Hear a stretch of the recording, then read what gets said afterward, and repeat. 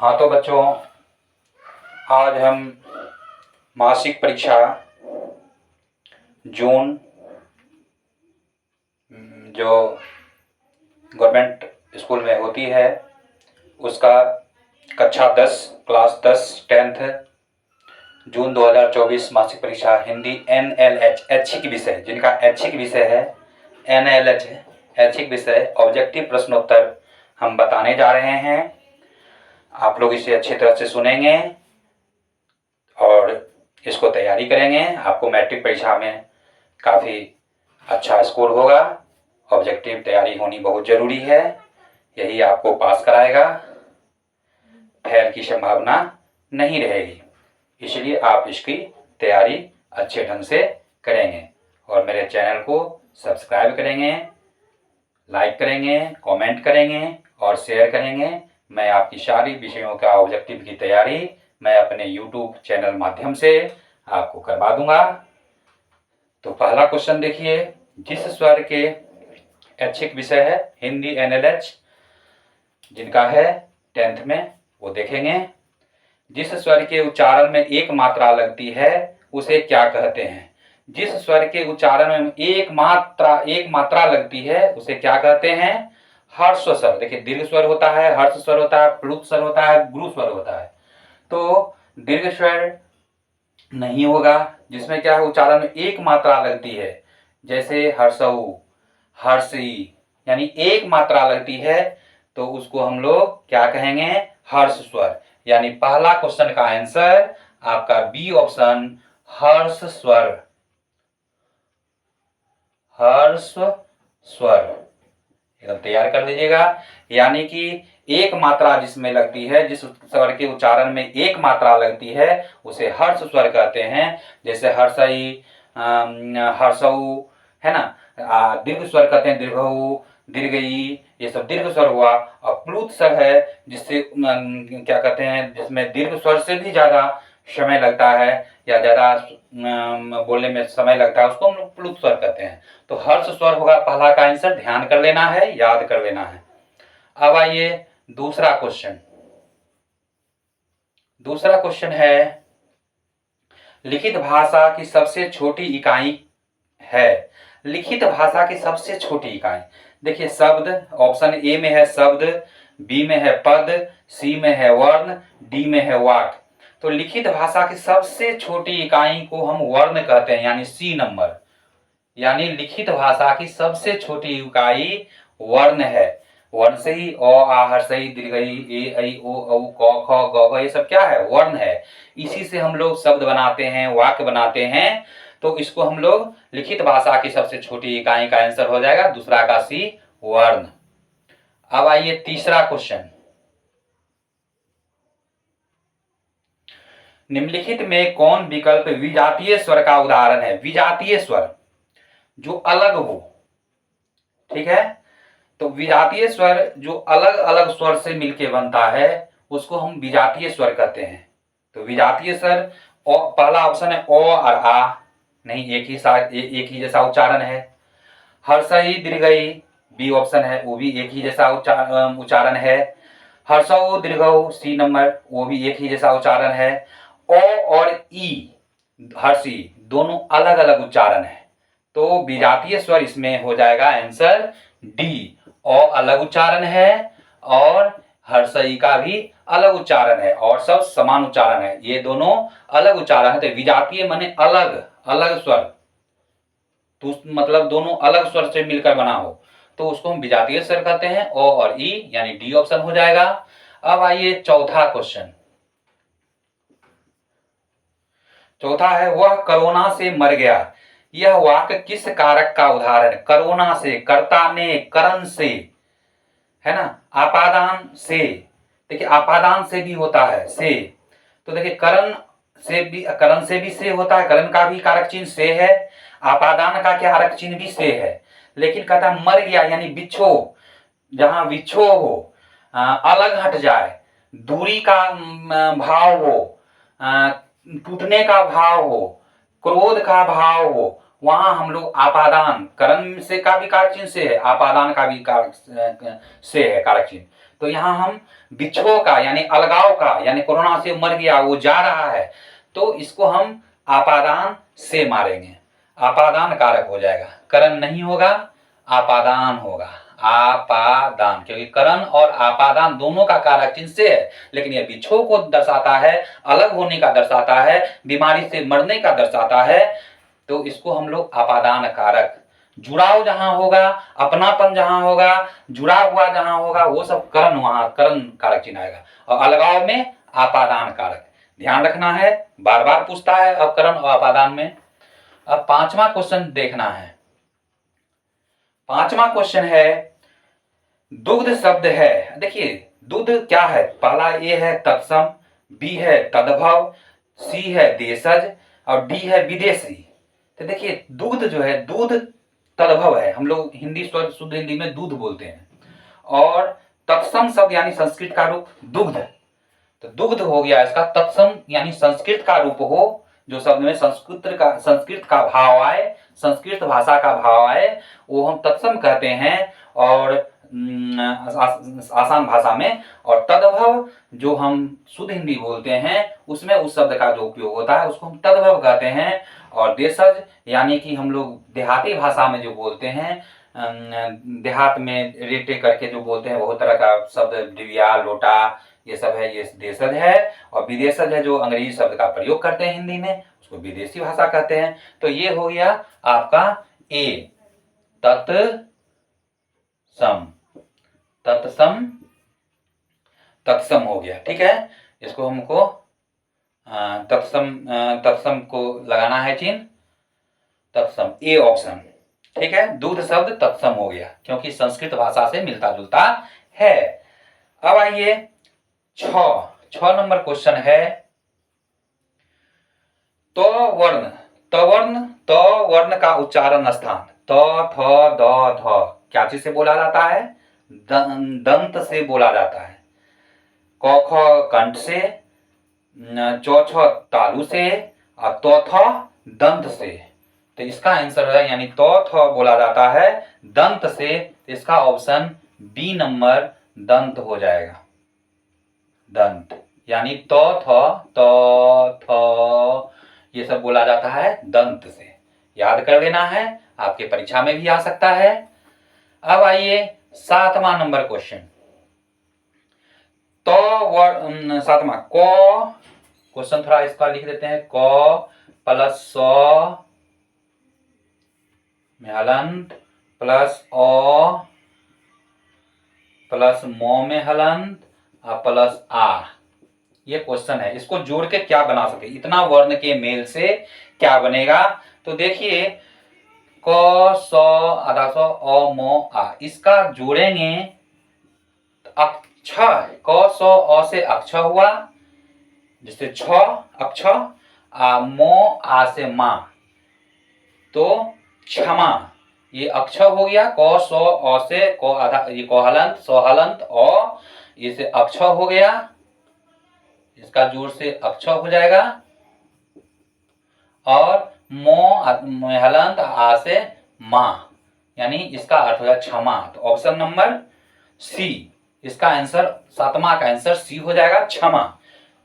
क में हलंत, सौ में हलंत, अ मो में हलंत, जोड़ आ, यानी सभी को जोड़ेंगे तो कौन सा शब्द बनेगा, क्षमा। क अ स अ, यानी आधा क स आधा को स और अ को जोड़ेंगे तो अक्ष बनेगा, मो आधा मो आकर आ, मा, क्षमा। 7वां का हो गया, इसको देख लेंगे। अब आइए 8वां क्वेश्चन। 8वां क्वेश्चन है, निम्नलिखित में कौन विस्मयादि बोधक चिन्ह है। देखिए विस्मय, जिसमें विस्मय होगा कि नहीं होगा, यानी उसका कोई अंदाजा नहीं है, हो भी सकता है, नहीं भी हो सकता, यानी या आश्चर्य की बात हो, आश्चर्य हो किसी बात में है, ओह क्या होगा, आश्चर्य की बात, ओह वो इतना तेज है, आह बड़ी जोर से चोट लगी, आह क्या है, विस्मयादि बोधक है। यानी विस्मय बोधि का चिन्ह होता है, आप लोग जानते हैं, ये तो जानते ही। देखिए ए में दिया हुआ है ये क्या है, पूर्ण विराम, बी में दिया, सी में दिया है ये हाइफन, और डी में दिया है ये कोमा, तो ये तीनों तो होगा नहीं, विस्मयादि बोधक में ये चिन्ह होगा, ये नीचे में बिंदु होता है, तो इसको हम लोग ऑप्शन नंबर बी, 8वां का बी। 8वां विस्मयादि बोधक चिन्ह कौन सा है?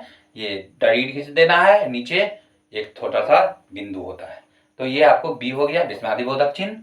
अब 9वां क्वेश्चन आइए, रचना के आधार पर वाक्य के कितने भेद हैं? देखिए रचना के आधार पर वाक्य के 3 भेद हैं, इसका आंसर हो जाएगा बी। रचना के आधार पर वाक्य के 3 भेद हैं, याद कर लीजिए, रचना के आधार पे वाक्य के 3 भेद हैं। कौन कौन है वो भी लिख लीजिए। पहला हो गया सरल वाक्य, दूसरा हो गया साधारण वाक्य, और तीसरा हो गया मिश्र वाक्य। यानी रचना के आधार पर अगर वाक्य की संख्या पूछे कितने प्रकार के वाक्य हैं, तो रचना के आधार पर 3 प्रकार के वाक्य होते हैं। तो ऑप्शन नंबर बी में 3 है, तो 3 माने अब तीनों कौन कौन से वाक्य रचना का वाक्य हैं? तो सरल वाक्य, सीधा सीधा सरल, साधारण वाक्य, और तीसरा हो गया मिश्र वाक्य। नोट कर लेंगे और याद भी कर लेंगे, इंपॉर्टेंट है, ये क्वेश्चन पूछते रहता है। अब आइए 10 नंबर। 10 में है, जिस वाक्य में एक साधारण वाक्य के अतिरिक्त उसके अधीन कोई दूसरा अंग वाक्य हो उसे क्या कहते हैं? फिर से क्वेश्चन दोहराते हैं, जिस वाक्य में एक साधारण वाक्य के अतिरिक्त, यानी साधारण वाक्य सीधा सीधी वाक्य है, कोई भी इसमें जुड़ा हुआ नहीं है, एक सिंपल वाक्य है, अतिरिक्त उसके अधीन कोई दूसरा अंग वाक्य है, और उसी में अगर कोई दूसरा अंग वाक्य, यानी उसी वाक्य का एक उसी वाक्य जैसा उसमें एक दूसरा भी अंग उसमें जुड़ा हुआ है, अंग वाक्य जुड़ा हुआ है, यानी मीनिंग एक ही मिलके देता है, कोई अलग मीनिंग नहीं देता है, अलग अर्थ नहीं देता है, वैसा ही वाक्य हो, साधारण वाक्य का वैसा ही अपना अंग हो, तो उसको हम लोग क्या कहते हैं? मिश्र वाक्य। इसका आंसर हो जाएगा मिश्र वाक्य, एकदम याद कर लेना है, मिश्र वाक्य। तो 10वां का बी हो गया। अब आइए 11वां। मैं खाना खाकर लेटा कि पेट में दर्द होने लगा। देखिए, मैं खाना खाकर लेटा, और की से जुड़ा हुआ है, की से जुड़ा हुआ है, यानी एक वाक्य भी है और की से जोड़कर उस दोनों वाक्य को टैग कर दिया गया है, जोड़ दिया गया है, यानी कि वो कारण भी बता रहा है, जो मैं खाना खाकर लेटा, यानी लेटा कि उसके बाद क्या हुआ? पेट में दर्द होने लगा, यानी कि एक वाक्य बनाने के लिए उसमें कुछ और कारण जोड़ा गया और की लगा के वो जोड़ा गया, यानी कि वो साधारण वाक्य में एक संबंधित वाक्य उसमें जोड़ दिया गया, अंग वाक्य जोड़ दिया गया, सॉरी, की लगा के मैं खाना खाकर लेटा की लगा के जोड़ दिया, यानी 2 वाक्य को जोड़ के एक सेंटेंस बनाया गया और की के साथ जोड़ा गया, तो इसको हम लोग संयुक्त वाक्य कहेंगे, यानी कि ऑप्शन नंबर डी, संयुक्त वाक्य। क्योंकि मैं खाना खाकर लेटा वो दूसरा वाक्य है, लेकिन क्या हुआ? लेटते ही क्या हुआ? पेट में दर्द, ये दूसरा वाक्य हो गया, दूसरा बात हो गया, खाना खाकर लेटा, लेकिन क्या हुआ? दूसरा कारण हो गया, जो पेट में दर्द होने लगा। दोनों एक दूसरे का कारण बता रहे हैं, लेटा, खाना खाया, इसी के कारण पेट दर्द हो गया, तो 2 वाक्यों को यहाँ जोड़ा गया है, तो की के साथ जोड़ा गया है, तो यहाँ इसको हम लोग संयुक्त वाक्य कहेंगे। 11 का डी। अब 12 आइए, जिस वाक्य में साधारण अथवा मिश्र वाक्यों का मेल संयोजक अवयवों द्वारा होता है उसे क्या कहते हैं? जिस वाक्य में साधारण अथवा मिश्र वाक्यों को मेल संयोजक अवयवों के द्वारा होता है उसे क्या कहते हैं? उसे हम संयुक्त वाक्य कहते हैं। परिभाषा याद कर लीजिएगा, संयुक्त वाक्य। संयुक्त वाक्य ये कुछ ना कुछ शब्द से 2 लाइन मिश्र वाक्य, साधारण वाक्य, सरल वाक्य या मिश्र वाक्य, सरल वाक्य या साधारण वाक्य, ये दोनों मिलकर जुड़कर बनते हैं, इसलिए संयुक्त माने जुड़ना। तो जुड़कर जो वाक्य बनते हैं और किसी किसी चिन्ह यानी किसी शब्द के द्वारा जोड़ते हैं तो उसको हम संयुक्त वाक्य कहते हैं। तो जो दो दो तरह के साधारण अथवा मिश्र वाक्यों के मेल को हम लोग संयुक्त वाक्य कहते हैं। इसकी परिभाषा भी याद कर लीजिए, संयुक्त वाक्य किसे कहते हैं। तो दो साधारण वाक्य और मिश्र वाक्य जुड़ने से जो अवयव जिस अवयव से जुड़ते हैं द्वारा होता है उसे हम संयुक्त वाक्य कहते हैं। तो 12 का ए। अब 13 क्वेश्चन आइए। निम्नलिखित में कौन शुद्ध शब्द है? देखिए हिंग, ए में दिया है हिंग, हिंग गलत है। हिंग में हर्षिकार नहीं होता है, हिंग में दीर्घिकार होता है। हिग, हिंग जो खाते हैं दाल में मिलाया था, सब्जी में मिलाया था स्वाद बढ़ाने के लिए, ये भी गलत है। हिग अनुस्वार नहीं है, ये भी गलत है। और सी नंबर में दिया हुआ है हिंग में दीर्घिकार है और अनुस्वार भी है हिंग। तो सी हिंग, हिंग भोजन में मिलाते हैं स्वाद बढ़ाने के लिए। तो शुद्ध शब्द हो गया हिंग, सी नंबर है। दीर्घिकार ही, ऊपर अनुस्वार और गौ हिंग। तो हिंग शब्द दीर्घिकार अनुस्वार, हो पर दीर्घिकार अनुस्वार गौ हिंग, यानी सी नंबर 13 का सी आंसर होगा। अब 14 आइए। निम्नलिखित में कौन अशुद्ध शब्द है? देखिए देहिक, देखिए देहिक, देहिक अशुद्ध शब्द है, पहला ही हो जाएगा, अशुद्ध बोल रहा है। तो देहिक का देहिक गलत है, देहिक नहीं होता है, शुद्ध वाक्य शुद्ध शब्द होता है दैहिक, दो इकार दै और शिकार ही क, दैहिक ये शुद्ध होता है, ये देहिक गलत है। तो आपका गलत बोल रहा है, पूछ रहा है कौन सा गलत शब्द है, तो देहिक गलत है, ए आंसर होगा। माननीय, मुआकरमा नो नौद्रिका नी, माननीय सही सही शब्द है। पैतृक, प इकार पैत्री क, तो में री त्रिक क, पैतृक वो भी सही लिखा हुआ है। व्याकुल वो यो संयुक्त आकार, यो आकार को सुकार कु व्याकुल, ये भी सही लिखा हुआ है। देहिक गलत लिखा है, दैहिक होगा शुद्ध इसका। 14 का हो गया ए। अब 15 नंबर आइए।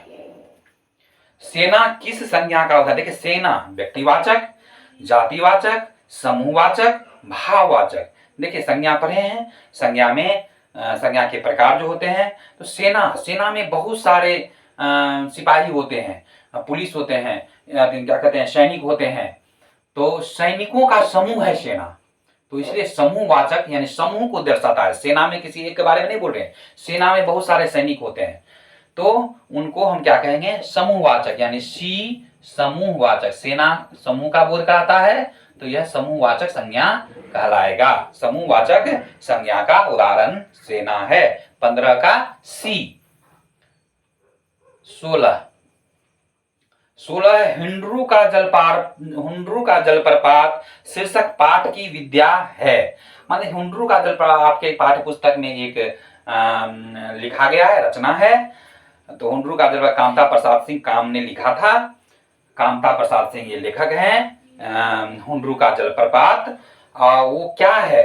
निबंध है कि कहानी है कि डायरी है कि रेखाचित्र है कि एकांकी है कि यात्रा वृत्तांत, यानी लेखक यात्रा वृत्तांत लिखता है। यात्रा, वहां यात्रा करता है, किस तरह का वहां माहौल है, कैसे जाया जाता है, देखने में क्या अच्छा लगता है हुंड्रू का जलप्रपात में, वह प्रकृति से किस तरह जुड़ा हुआ है, इसकी व्याख्या इन्होंने इस रचना में की है। यानी यात्रा किए हैं, यात्रा करके उसको लिखा गया है, तो इसको हम लोग यात्रा वृत्तांत के अंदर रखेंगे। तो ये हुंड्रू का जलप्रपात जो शीर्षक है आपके पुस्तक में है, उसको हम लोग क्या कहेंगे? यात्रा वृत्तांत, यानी यात्रा जो किया गया है उसका, उसके यात्रा के समय जो उसे महसूस हुआ है, अनुभव हुआ है लेखक को, जो अच्छा लगा है लेखक को या बुरा लगा है लेखक को, वो सारे बातों को यात्रा करके बताया गया है, लेखन में यात्रा करके लेखन के रूप में दिया गया है, इसलिए इसको हम लोग यात्रा वृत्तांत कहेंगे। 16 का डी। अब आइए 17। हुंड्रू का जलप्रपात शीर्षक पाठ के लेखक हैं आपके। हुंड्रू का जलप्रपात जो यात्रा वृत्तांत है उसके लेखक कामता प्रसाद सिंह काम, यानी काम उनको उपाधि मिला हुआ है, काम टाइटल है, पीछे से लगा हुआ है। कामता प्रसाद सिंह का मूल नाम है। तो सी नंबर 17 का सी, यानी हुंड्रू का जलप्रपात का लेखक कामता प्रसाद सिंह, इन्हें काम के नाम से भी, उपनाम से भी जाना जाता है। काम, कामता प्रसाद सिंह काम, 17 का सी। अब 18 आइए। बाल गोविंद भगत नामक पाठ के लेखक कौन है? अब देखिए, आपके पाठ्य पुस्तक में बाल गोविंद भगत एक चैप्टर है, बहुत ही अच्छे चैप्टर है, बहुत ही अच्छा शीर्षक कहानी है, बहुत ही आनंददायक है। आप उसे पढ़ेंगे तो बहुत ही आनंद आएगा। तो उसमें जो है इसके लेखक पूछ रहा है, बाल गोविंद भगत के लेखक कौन है? तो राम वृक्ष बेनीपुरी, ये ऑप्शन होगा। राम वृक्ष, एकदम याद कर लीजिएगा, परीक्षा में पूछेगा, मैट्रिक परीक्षा में, राम वृक्ष बेनीपुरी। ये सब इंपॉर्टेंट क्वेश्चन है, आपको परीक्षा में, मैट्रिक परीक्षा में आ सकता है। तो बाल गोविंद भगत के लेखक राम वृक्ष बेनीपुरी हैं, यानी ए ऑप्शन। 19 नंबर चलिए। बाल गोविंद भगत शीर्षक पाठ की विद्या है, किस प्रकार की है? तो देखिए, एक रेखा चित्र है। रेखा चित्र होता है जो किसी व्यक्ति के व्यक्तित्व के आसपास जो घटनाएं होती हैं, जिससे उनके जीवन के बारे में पता चलता है, तो उसको हम लोग रेखा चित्र के अंतर्गत रखते हैं। बाल गोविंद भगत के बारे में इसमें बहुत सारी घटनाएं दी गई हैं, उनके बारे में बताया गया है, उनकी मनोभाव को दिखाया गया है, इसलिए इसको हम रेखा चित्र के विद्या में रखेंगे। यानी ये शीर्षक रेखा चित्र है, यानी बाल गोविंद भगत शीर्षक पाठ की विद्या रेखा चित्र है, यानी ऑप्शन नंबर सी, रेखा चित्र। याद कर लेना है, इंपॉर्टेंट क्वेश्चन है। 19 का सी, रेखा चित्र। अब आना है 20 नंबर। 20 नंबर है बिहारी के दोहे शीर्षक पाठ की विद्या है। देखिए, बिहारी के दोहे, बिहारी के दोहे आपके पाठ्य पुस्तक में है। बिहारी के दोहे बहुत सारे दोहे लिखे हैं बिहारी जी, बहुत ही बड़े विद्वान ये अपने हिंदी साहित्य के हैं। बिहारी हैं, क्या थे, बिहारी के दोहे, बहुत सारे दोहे लिखे हैं। तो ये जो है कविता के रूप में, दोहा कविता के रूप में ज्यादा करके आता है। तो ये किस विद्या में है? ए नंबर, कविता। बिहारी के दोहे क्या है? कविता के रूप में लिखा गया है आपके पाठ्य पुस्तक में। तो ये बिहारी के दोहे कविता, ए नंबर, कविता विद्या से संबंधित है। 20 हो गया। अब 21 नंबर आइए। हुंडरू का जलप्रपात शीर्षक पाठ किसकी विशेषता को उभारता है? देखिए, हुंडरू का जलप्रपात ये रांची से 35 किलोमीटर करीब दूरी पर है, और ये आदिवासी क्षेत्रों में किस तरह से लोग वहाँ जीवन यापन कर रहे हैं, वहाँ की आदिवासी जल, पहाड़, वृक्ष, क्या कहते हैं, जंगल। तो जंगल में आदिवासी संस्कृति ज्यादा रहती है, अभी भी आदिवासी लोग जंगल में ज्यादा रहते हैं। तो वहाँ से ही जड़ी बूटी का वो कारोबार करते हैं, वहीं से अपना वो जीवन यापन करते हैं। तो वहाँ का छटा, वहाँ का जो देखने में सुंदरता, उसका वर्णन किया गया है। यह रांची से 35 किलोमीटर दूरी पर एक हुंडरू जलप्रपात है। वहाँ की छटाओं को, वहाँ की विशेषताओं को, वहाँ की प्राकृतिक मनमोहक दृश्यों को वर्णन किया गया है। तो ये जो है आपको आदिवासी संस्कृति विशेषता को दर्शाता है।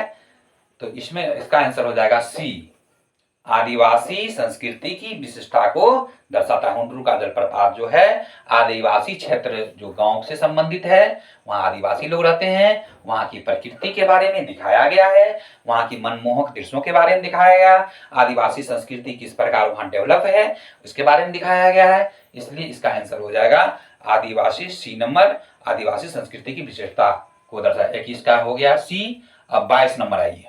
22 नंबर है किनके दोहे गागर में सागर है? देखिए, गागर में सागर, बिहारी के दोहे को गागर में सागर कहा गया है, एकदम याद कर लेना है। बिहारी के दोहे को क्या कहा गया है? गागर में सागर, यानी गागर माने घड़ा, घड़ा में लगता है सागर पूरा उड़ेल दिया गया है। एक घड़ा में पूरा सागर, समुद्र को रख दिया गया है, यानी छोटी सी पात्र में एक बहुत बड़ा ज्ञान उसमें डाल दिया गया है। इसलिए बिहारी के दोहे को गागर में सागर की संज्ञा दी गई है, तो इसका आंसर हो जाएगा ए बिहारी। ये बहुत बड़े दोहा लिखे हैं, बहुत नामी हैं, नाम इनका बहुत सारा हिंदी साहित्य में है, इसलिए इसको ध्यान है। गागर में सागर किनको कहा गया है? बिहारी को कहा गया है, दोहे को कहा गया है। बिहारी किस काल के कवि है? देखिए, बिहारी रीति काल की कवि है। रीति काल, रामचंद्र सूत्र से संबंधित है रीति काल। तो रीति काल, बिहारी भी उसी समय में आए थे, उसी समय में इनका रचनाएं आई थी। तो रीति काल के समय में बिहारी रीति काल के समय के ये कवि हैं, रीति काल के कवि हैं बिहारी। सी में है रीति काल, तो इसका सी रीति काल याद कर लेना है। बिहारी रीति काल से संबंधित है। हिंदी साहित्य के रीति काल निर्धारण जो हुआ है उसमें आधुनिक काल, रीति काल, आदि काल, प्रयोगवाद, बहुत तरह का है काल बताया गया है। तो उसमें रीति काल से संबंधित बिहारी रीति काल से संबंधित हैं, यानी सी नंबर।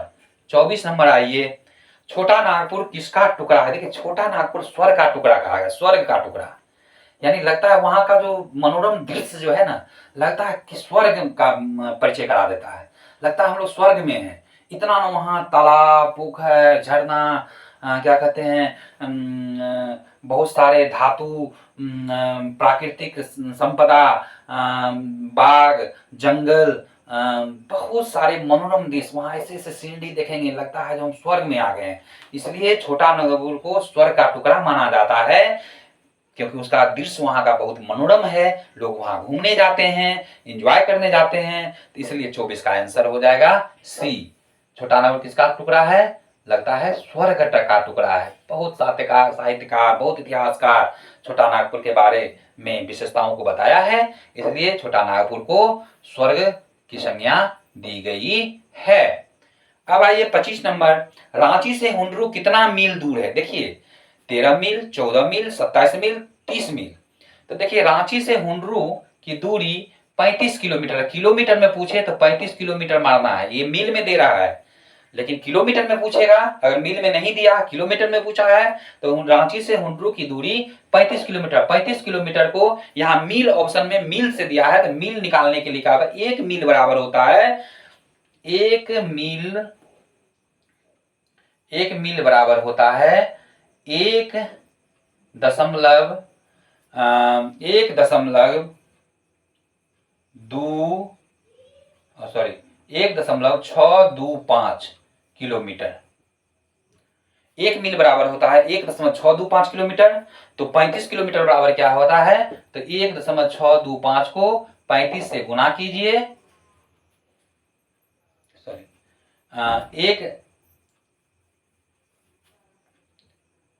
क्या कहते हैं, 1 मील बराबर होता है 1.625 किलोमीटर। तो 35 किलोमीटर बराबर होता है 35 किलोमीटर बराबर होता है आपको 27 किलोमीटर, 27 मील।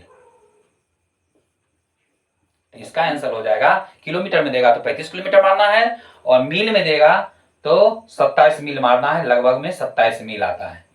ठीक है, तो सी नंबर हो जाएगा।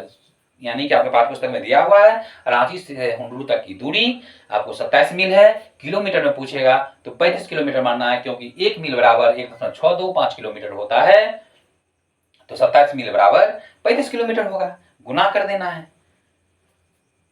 यानी 1.625 बराबर 1 किलोमीटर, 1 मील बराबर 1.625 किलोमीटर, इसलिए 27 मील बराबर गुना कर देना है, तो आपको 35 किलोमीटर आ जाएगा। तो याद सीधा सीधी कर लीजिए, 27 मील, किलोमीटर में रहे तो 35 किलोमीटर, तो 25 का सी आंसर हो जाएगा। नागपुर से रांची से नागपुर की दूरी 27 मील है, किलोमीटर में पूछे तो 35 मारिएगा।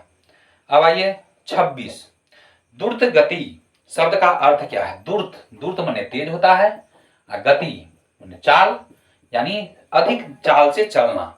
द्रुत गति का अर्थ क्या होगा? अधिक चाल से करना, यानी तेज चाल से चलना। तो आपका बी ऑप्शन है, तेज चाल से चलना, यही आपको तेज चाल, यानी ऑप्शन में तेज चाल लिखा हुआ है। तो द्रुत माने तेजी से, और चाल माने चलना, तो तेजी से चलना, यानी बी नंबर द्रुत गति का अर्थ हो गया तेज चाल। अब आइए 27 नंबर, बाल गोविंद भगत के पुत्र को किसने मुखाग्नि दिया। किताब बहुत ही मार्मिक यात्रा बहुत ही मार्मिक रेखाचित्र है बाल गोविंद भगत के बारे में। उनकी पुत्र का देहांत हो जाता है, मृत्यु हो जाती है, जिसका मुखाग्नि उनकी पुत्र की पत्नी यानी पोतोह ने दी थी। यानी बाल गोविंद भगत के पुत्र का जब मृत्यु हो गया तो पुत्र की जो पत्नी थी यानी पोतोह थी, उसने मुखाग्नि अपने पति को दी। यानी बाल गोविंद भगत का पुत्र की पत्नी ने, पुत्र की मृत्यु पर बाल गोविंद भगत के पोतोह यानी पुत्र की पत्नी ने मुखाग्नि दी। इसका आंसर हो जाएगा बी, पुत्र की पत्नी, इसी ने बाल गोविंद भगत के पुत्र को मुखाग्नि दी थी। यानी पुतोह ने दी थी, पुतोह भी ऑप्शन में रह सकता है तो पुतोह मारना है, पुत्र वधु भी दे रह सकता है तो पुत्र वधु मारना है, पुतोह दे चाहे पुत्र वधु दे या पुत्र की पत्नी दे, तीनों बात एक ही है। 27 का बी हो गया। अब 28 आइए, बाल गोविंद भगत किसको साहब मानते थे। देखिए कबीर के भक्त थे बाल गोविंद भगत जो थे, वो कबीर के बारे में बहुत ही मतलब कबीर जी के बहुत ही उनका जीवन जो है कबीर जी के आसपास रहा, कबीर के ज्ञान के बारे में वो बहुत कुछ अर्जन किए। कबीर का ज्ञान उनको, कबीर के दोहे का ज्ञान, कबीर के जीवन विधि का ज्ञान, उसका उन्होंने बहुत सारा अध्ययन किया बाल गोविंद भगत ने। तो वो कबीर को अपना आदर्श मानते थे, तो कबीर को उन्होंने साहब मानते थे, कबीर साहब। तो साहब बाल गोविंद भगत किनको कबीर मानना थी, साहब मानते थे, कबीर को, ऑप्शन नंबर बी। अब आइए 29,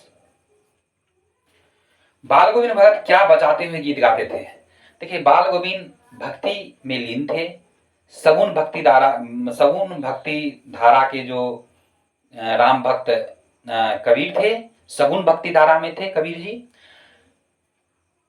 निर्गुण भक्ति धारा में थे कबीर जी, निर्गुण भक्ति धारा में थे।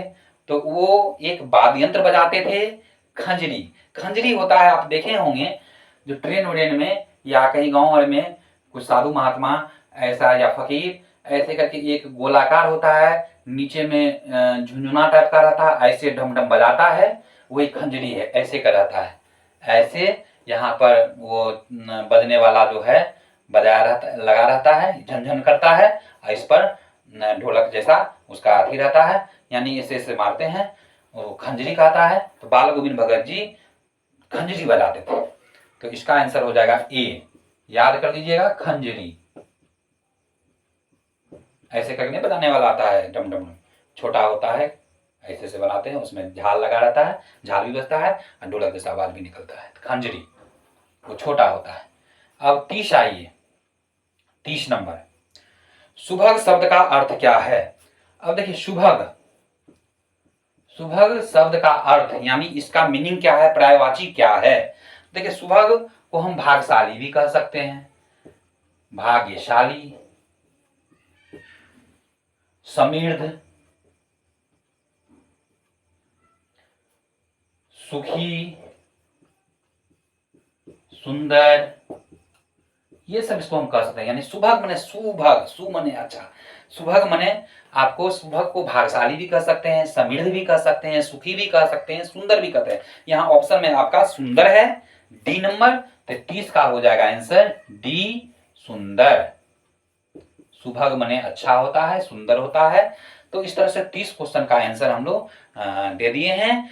30 क्वेश्चन आपको तैयारी हो जानी चाहिए, मैट्रिक परीक्षा के व्यू से काफी महत्वपूर्ण है। मैं सारे सब्जेक्ट का, हिंदी के साथ साथ सारे सब्जेक्ट का ऑब्जेक्टिव क्वेश्चन आपको तैयारी करवा दूंगा। आप निश्चिंत होके केवल सुनते रहिए, देखते रहिए, चैनल सब्सक्राइब कीजिए और शेयर कीजिए, जिससे मैं और भी अच्छे अच्छे वीडियो आपको, ज्ञानपरक वीडियो आपको देता रहूं।